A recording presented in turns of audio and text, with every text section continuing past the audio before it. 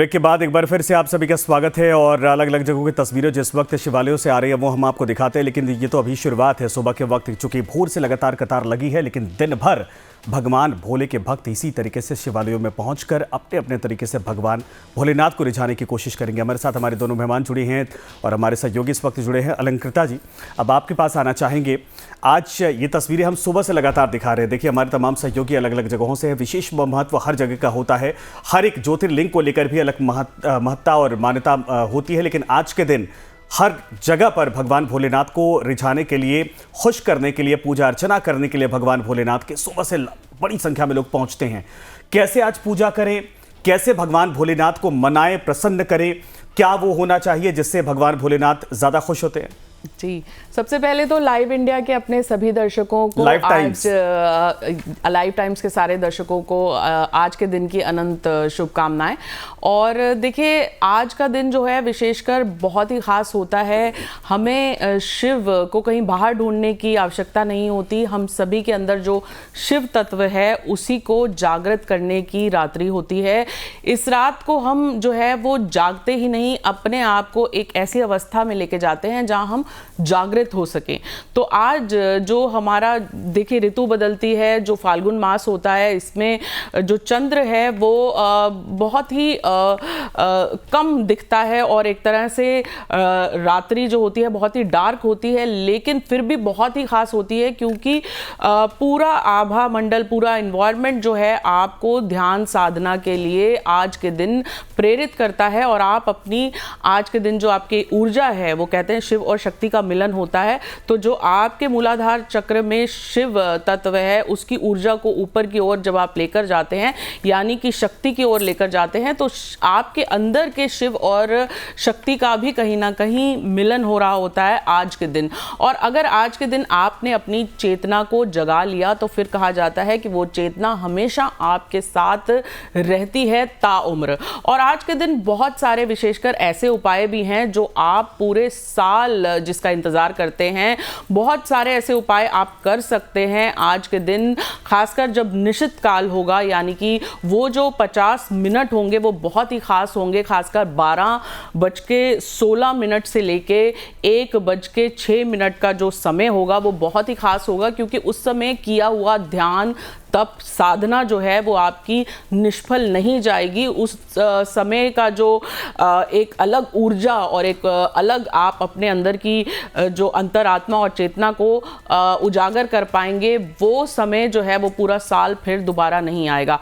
और देखिए, शिवरात्रि हम जो है एक तरह से शव मात्र हो जाते हैं जब हमारी मृत्यु होती है, लेकिन हमारे अंदर उस ईश्वर की चेतना का होना ही शिव है। और कहीं ना कहीं हम ये भी कहते हैं कि ना हम मन है, ना हम बुद्धि है, ना हम कुछ और हैं, हम सभी जो हैं शिव से ही हमारी उत्पत्ति हुई है और शिव में ही हमें लीन होना है। और आज का दिन तो बहुत ही खास है क्योंकि आज के दिन बहुत सारी पौराणिक कथाएं हैं कि शिव जी का विवाह हुआ था, शिव जी जो है वो प्रकट हुए थे, शिव जी जो है हलाहल एक तरह से उन्होंने विष ग्रहण किया था। और शिव एक ऐसे परम योगी हैं और उन्हें आदि योगी भी कहा जाता है, क्योंकि शिव वो सब चीजें ग्रहण कर लेते हैं जो आमतौर पे कोई भी देवी देवता ग्रहण नहीं करता। उन्हें जो है वो धतूरा पसंद है, यानी कांटों वाला धतूरा पसंद है, उन्हें जो है वो विष पसंद है, और उन्हें जो है वो सभी चीजें पसंद हैं जो कोई और ग्रहण नहीं करता, उसे भी ग्रहण कर लेते हैं भगवान शिव।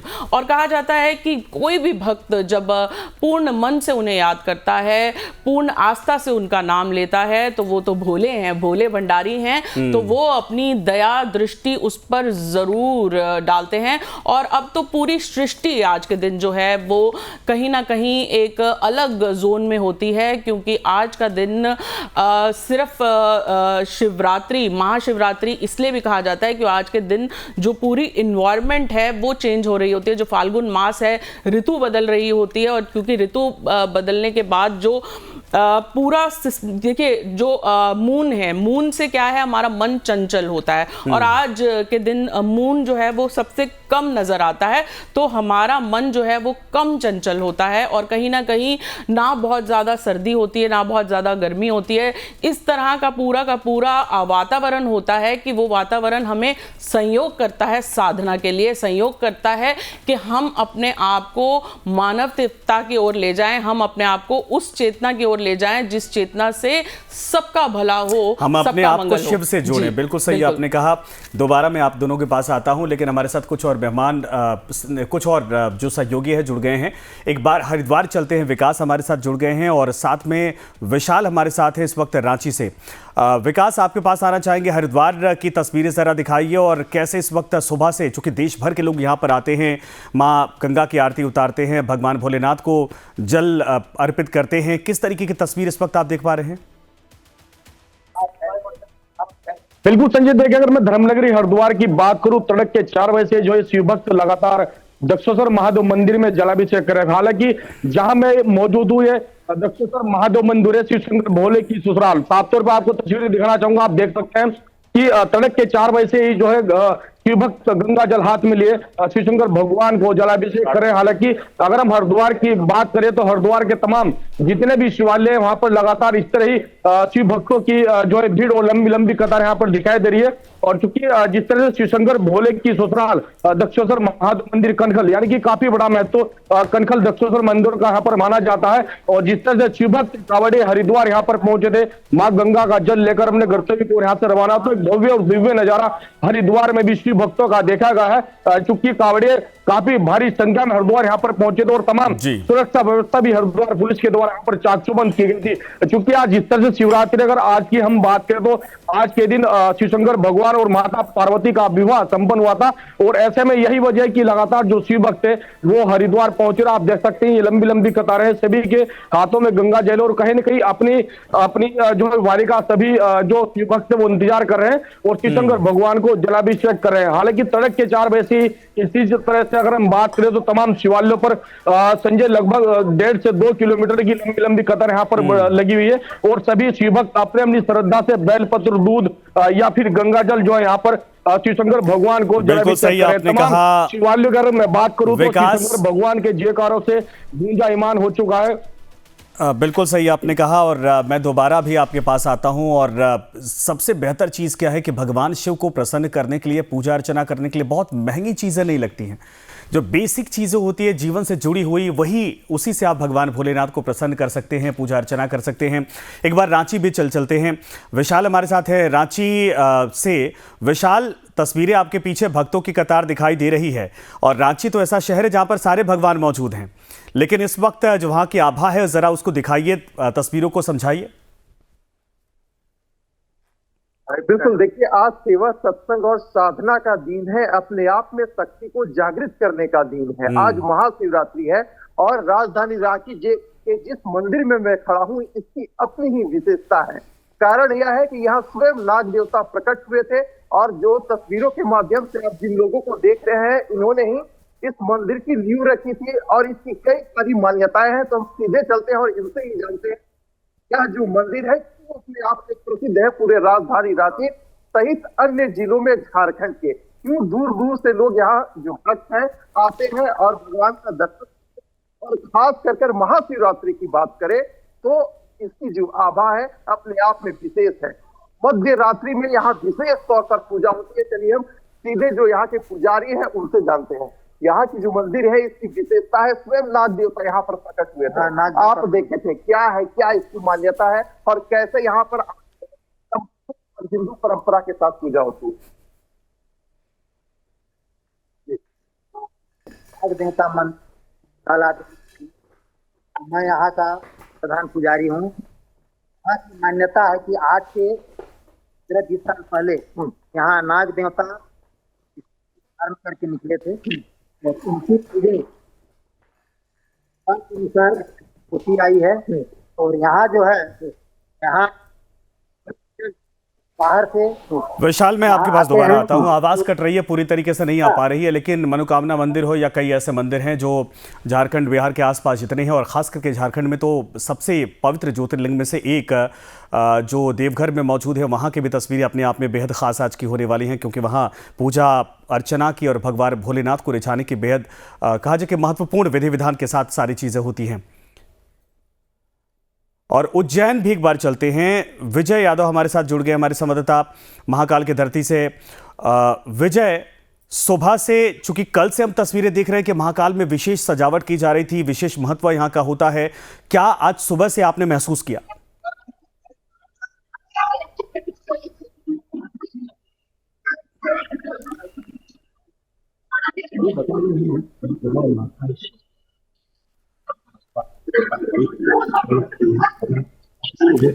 आपकी आवाज ठीक नहीं आ रही, मैं दोबारा आपके पास आता हूं। मंजू जी आपके पास इस वक्त आते हैं। जरा ये बताइए, चूंकि राशियों को लेकर भी बड़ी चर्चाएं हैं, जितना समय हम चाहेंगे कि इसमें सब कुछ आपसे पूछ रहे हैं, आप दोनों लोगों से, सबसे ज्यादा प्रभाव आज का दिन किन राशियों पर पड़ने वाला है?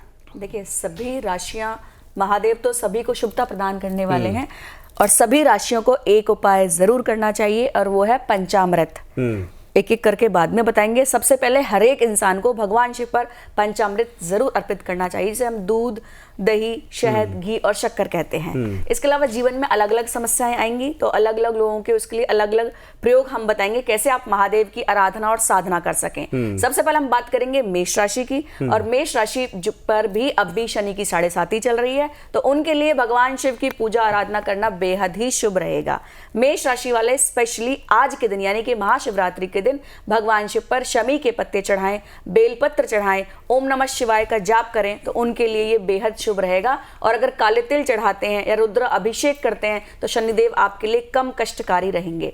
ऐसा क्यों रहेंगे? क्योंकि भगवान शिव जो हैं वो शनिदेव के गुरु हैं, और जब आप गुरु के शरण में जाते हैं तो ऑटोमेटिकली चीजें आपके लिए बहुत ही अच्छी हो जाती हैं। तो मेष राशि वाले स्पेशली आप एक बात का और ध्यान रखें कि आज आप लाल वस्त्र पहने और काले नीले कपड़ों से थोड़ा सा परहेज करें, तो ये शिवरात्रि आपके लिए बहुत ही शुभ रहेगी। और सभी ओम नमः शिवाय का जाप रेगुलर करते रहें। बिल्कुल सही आपने कहा कि सभी ओम नमः शिवाय का जाप रेगुलर करते रहे। मंजू जी हमारे साथ लगातार इस बात को समझा रही। अलंकृता जी, जैसा मैंने अभी कहा कि भगवान शिव अकेले ऐसे हमारे देवताओं में से हैं, चूँकि देवाधिदेव हैं, लेकिन सबसे जो बेसिक चीज़ें होती हैं इनके पूजा पाठ में वही लगता है। कुछ अलग से नहीं, कुछ खरीदना नहीं, कुछ नहीं, जो पृथ्वी के नेचुरल वातावरण में मौजूद है उन्हीं से आप इनको खुश कर सकते हैं। दूध चढ़ा लीजिए, जल चढ़ा लीजिए, बेलपत्र चढ़ा लीजिए। ज़रा इस महत्व को समझाइए, चूँकि सबसे ज़्यादा आकर्षित यही भक्तों को करते हैं। बिल्कुल, सबसे पहले महादेव का नाम लेते हुए हर हर महादेव, नमः पार्वती पतः, हर हर महादेव जी। देखिए, आज के दिन हर कोई जो है शिव की आराधना तो करते ही हैं, लेकिन साथ साथ शक्ति की आराधना भी करनी चाहिए। ओम नमः शिवाय का हम जाप करते हैं, लेकिन साथ में अगर हम ओम उमा महेश्वराय नमः यानी कि कहीं ना कहीं शक्ति को भी याद करते हैं, तो ऊर्जा जो है हमारी दुगनी हो जाती है। देखिए, प्रभु को पाना जो है वो बहुत ही सरल है। जब हमारे अंदर के शिव तत्व को हम उजागर कर लेते हैं, तो कहीं ना कहीं हमारे अंदर सबके मंगल की कामना जो है वो जगती है कि जब सबका मंगल होता है तो मेरा मंगल स्वयं ही हो जाता है। एक प्रेम और वात्सल्य भाव जो है वो पूरी सृष्टि के लिए हमारे अंदर उजागर हो जाता है। और प्रभु तो पशुपतिनाथ थे, यानी कि पशुओं के लिए, जनजीवन के लिए, अपने आसपास की प्रकृति के लिए भी वो भाव जग कर आता है। तो प्रभु को जो पाना है वो बहुत ज़्यादा, हम क्यों कोई रिचुअल करते हैं, हम इसलिए करते हैं कि हम वहाँ तक पहुँच पाएँ। अब प्रभु जो है वो इतने भोले हैं, भाव के जो है वो भूखे हैं। कहीं ना कहीं अगर आपके अंदर अंतर मन में वो भाव प्रकट हो गया, जब आप साधना में बैठे हैं तो आपको कुछ और नहीं, सिर्फ प्रभु ही याद आए, कहीं ना कहीं प्रभु से मिलने के लिए आपका मन जो है वो व्याकुल हो उठा, तो प्रभु जो है उस भाव को देखते हैं। उसको क्या आवश्यकता है किसी भी चीज़ की, जिसने पूरी सृष्टि को रचा है, जिसका सब कुछ है, हम उसको अर्पण क्या ही कर सकते हैं। लेकिन कहीं ना कहीं हम अपना प्रेम, अपनी श्रद्धा, अपनी आस्था और कहीं ना कहीं जब हम अपनी तरफ से कोई भी वस्तु प्रभु को भेंट करते हैं तो हम उन्हीं को अर्पण कर देते हैं। तो यानी कि तेरा तुझको अर्पण क्या लागे मेरा, ये वाली बात आ जाती है। लेकिन आज के दिन बहुत लोग ये भूल जाते हैं कि जब हम शिव की आराधना कर रहे हो तो शिव को जो है शक्ति से बहुत प्रेम है, तो कहीं ना कहीं पार्वती की आराधना करनी भी उतनी ही आवश्यक होती है, क्योंकि दोनों का मिलन हो रहा होता है। तो शक्ति के बिना शिव भी अधूरे हैं, क्योंकि आज के दिन ही उन्होंने अपना जब वैराग्य स्थिति में वो चले गए थे, जब सती नहीं रही थी पृथ्वी पर, उसके बाद जब सती ने पार्वती के रूप में जन्म लिया, और कहा जाता है कि आज के दिन उन्होंने अपना वैराग्य छोड़कर कहीं ना कहीं पार्वती जी से उनकी मिलन की रात्रि भी ये कही जाती है। और कहीं ना कहीं ये भी कहा जाता है कि प्रभु ने आज के दिन जो है वो विष ग्रहण कर लिया था, यानी समस्त पृथ्वी पे जो भी वैशाल्य या फिर जो भी नेगेटिव है वो प्रभु ने अपने कंठ में समा लिया था। तो कहीं ना कहीं हम जब पूर्ण रूप से सरेंडर कर देते हैं, पूर्ण रूप से प्रभु पे अपनी डोर छोड़ देते हैं, तो प्रभु हमारी डोर जरूर उस थाम लेते हैं। और कुछ भी हम प्रेम भाव से उन्हें, जैसे कि मंजू जी ने भी बताया कि पंचामृत जो है उन्हें अति प्रिय है, और पंचामृत से हम जो है 4 पहर की पूजा जो होती है, जागने की रात्रि होती है ये, तो आप सुबह के समय जो भी आपकी पूजा विधि है करें, लेकिन रात्रि में कुछ समय जरूर निकालें। आज की रात्रि का बहुत ज़्यादा विशेष महत्व होता है, आपके आने वाले जीवन में इसका पूरा असर आप देख सकते हैं अगर आप उन ऊर्जाओं को ग्रहण कर लें जो आज की रात्रि में विशेषकर पृथ्वी पे मौजूद होती हैं। देखिए, एक बात और बोलना चाहूंगी, पंचामृत तो हमने बता दिया, लेकिन अगर आपके पास कुछ भी व्यवस्था नहीं है तो भगवान शिव केवल एक चीज मांगते हैं, 1 लोटा जल और सभी समस्याओं का हल। वो केवल मात्र जल से प्रसन्न होने वाले देव हैं। तो अगर आप प्रेम से उन पर जल भी अर्पित कर देंगे तो भी आपकी सभी मनोकामना वो पूर्ण करेंगे। अच्छा, मदन मोहन भी हमारे साथ बनारस से जुड़े हैं, समझिए वो हमारे संवाददाता हैं, साथ में वहाँ के विशेष महत्व को भी समझते हैं, पूजा पाठ की विधि को भी समझते हैं। मदन, जरा ये बताइएगा, चूंकि गंगा जल अर्पित करना अपने आप में सबसे पवित्र माना जाता है, माँ गंगा जटाओं में विराजमान हैं, बनारस से निकलकर वो आगे बढ़ती हैं और काशी विश्वनाथ में बाबा विश्वनाथ के दर से बिल्कुल करीब से छू कर जाती हैं। इस मौके पर जो गंगा जल अर्पित करते हैं भक्त हैं, दूर से आते हैं और गंगा की शरण में जाते हैं, वहां से 1 लोटा जल भरते हैं, फिर भगवान भोलेनाथ की शरण में आते हैं। जरा इस महिमा को समझाइए, कितना पावन होता है ये। बिल्कुल संजय, कहा जाए कि कंकड़ में शंकर है और मैं अवरल अविनाशी हूँ, मैं लहर लहर अविनाशी हूँ, मैं काशी हूँ, मैं काशी हूँ, मैं काशी हूँ। ऐसे में काशी जो है बाबा विश्वनाथ की नगरी है, और विश्वनाथ की नगरी में जो कहा जाए कि माँ गंगा के में जो लोग जो है पवित्र माँ गंगा में स्नान करते हैं, और वहां से देखिए 1 लोटा जल, जिस तरह से लोटा जल की बात कर रही थी, 1 लोटा जल जो है उससे भगवान जो है जाते हैं।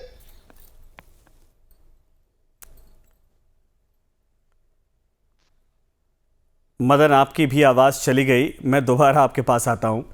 और खुशबू, आपके पास आना चाहेंगे, चूंकि देखिए आज जाहिर सी बात है कि कई जगहों पर जितनी भीड़ है वहां पर बड़ी चुनौतियां भी हैं। ज़रा आप भी तस्वीरें दिखाइए एक बार। पीछे लगातार जैसे जैसे दिन कहा जाए कि चढ़ता जा रहा, वैसे वैसे कतार बढ़ती जा रही है। जी बिल्कुल बिल्कुल संजय, जैसे जैसे दिन चढ़ रहा है वैसे वैसे कतार बढ़ती जा रही है। देखिए जरा तस्वीरें आपको दिखाते हैं, और जितनी ही ज्यादा कतारें बढ़ रही हैं, जो यहाँ पे सुरक्षा बल हैं वो बड़ी मुस्तैदी दिखा रहे हैं। वो लोग किसी भी तरीके का किसी जो श्रद्धालु आ रहे हैं उनको परेशानी ना हो, इस बात का पूरा ध्यान रखा जा रहा है।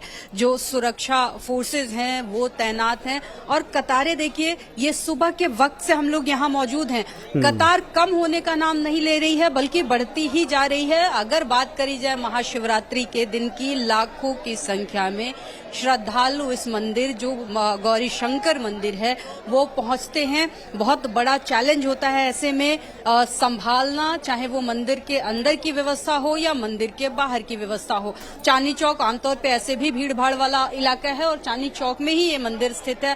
फिलहाल सुबह का वक्त है, और भीड़ देखिए लोगों की, ये तो हम एक तरफ की केवल भीड़ आपको दिखा रहे हैं संजय, ये काफी दूर तक ये जो इसी तरीके से लोगों की कतारें हैं वो लगी हुई हैं। दूसरे तरफ और भी लंबी कतार है, और भी लगभग 1 किलोमीटर तक इसी तरीके से बाहर रोड की तरफ कतार लगी हुई है और बैरिकेड्स के माध्यम से जो है वो लोगों को अंदर किया गया है। एक बार जयकारा, एक बार बोल जयकारा वीर बजरंगी। श्रद्धालुओं की ये जो कह लीजिए कि भावना है, श्रद्धालुओं में जितना उत्साह है, लोग तब से कतारों में लगे हुए हैं, लेकिन उसके बाद भी लोगों को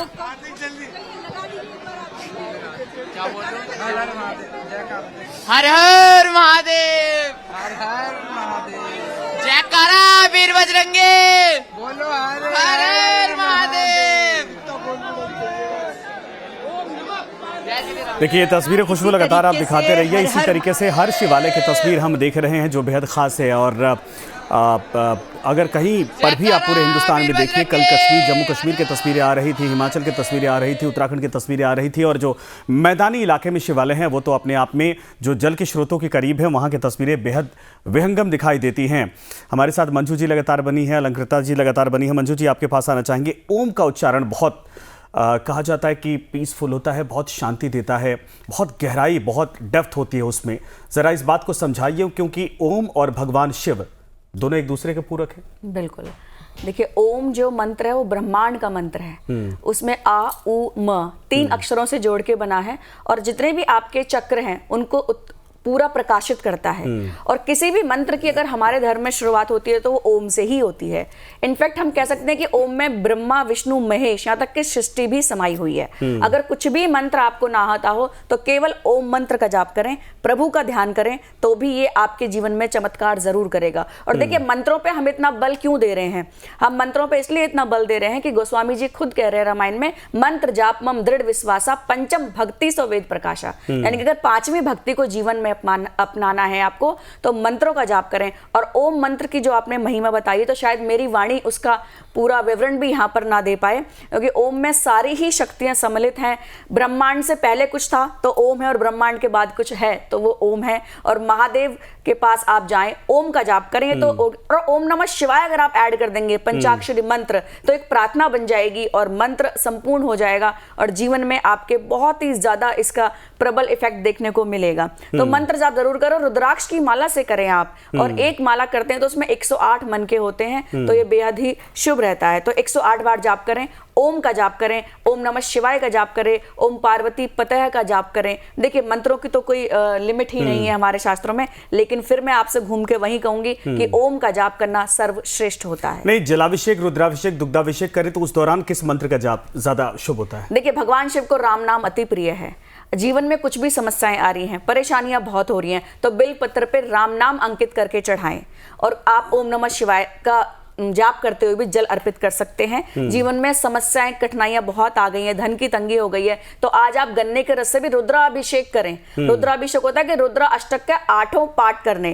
और आज के दिन रावण ने भी प्रार्थना करी थी, तो अगर आप रावण कृत तांडव स्तोत्र का पाठ कर सके तो वो भी बहुत उत्तम है। जटाटवी गलत जल प्रभा पावित गले बलम विलंबिताम भुजंग तुंग मालिकाम। तो ये आप पर निर्भर करता है कि आप इन चीजों को कैसे कर पाएंगे। क्या मंत्रों के द्वारा कर पाएंगे या विधि विधान से कर पाएंगे? और अगर आपको, मैंने फिर वही बात रिपीट करूंगी, कुछ भी ना आता हो तो केवल भाव से प्रभु की शरण में चले जाइए। 1 लोटा जल अर्पित कर दीजिए, बेलपत्र उन्हें चढ़ा दीजिए, अक्षत चावल चढ़ा दीजिए, चंदन लगा लीजिए, तो भोलेनाथ उसी से प्रसन्न हो जाते हैं। उन्हें किसी आडंबर की आवश्यकता नहीं है। अभी भी आपने सुना कि हम रोज ही आरती में बोलते हैं कि तेरा तुझको अर्पण क्या लागे मेरा, तो मेरा तो स्वयं कुछ है ही नहीं। और गंगा जल की अगर मैं बात करूं विशेष रूप से, यहाँ से अगर घर में किसी का स्वास्थ्य बहुत खराब है, तबीयत ठीक नहीं है, तो गंगा जल से रुद्राभिषेक करना भी आज के दिन बेहद शुभ है। और गंगा जल से रुद्राभिषेक करने से जितने भी आपके रोग, कष्ट, पीड़ाएं हैं वो जरूर कहीं ना कहीं शांत होंगे। और उसके साथ साथ आप रुद्राष्टकम का पाठ करें तो आपके लिए बेहद शुभ रहेगा। और कुछ भी ना आता हो तो मात्र ओम का जाप करिए, तो आपके जीवन में स्वास्थ्य बिल्कुल ठीक होगा, और जितनी भी परेशानियां वो कहीं ना कहीं जरूर खत्म होंगी। और कहा जाता है कि भगवान शिव से जुड़ने का मतलब प्रकृति से जुड़ना होता है। इसलिए आप देखिए, प्रकृति में जो उपलब्ध वस्तुएं हैं उन्हीं से उनकी पूजा आराधना की जाती है, और तमाम चीजों का महत्व लगातार आगे भी समझने की कोशिश करेंगे। एक छोटा सा ब्रेक के बाद भी ये चर्चा और ये कवरेज लगातार जारी रहेगी।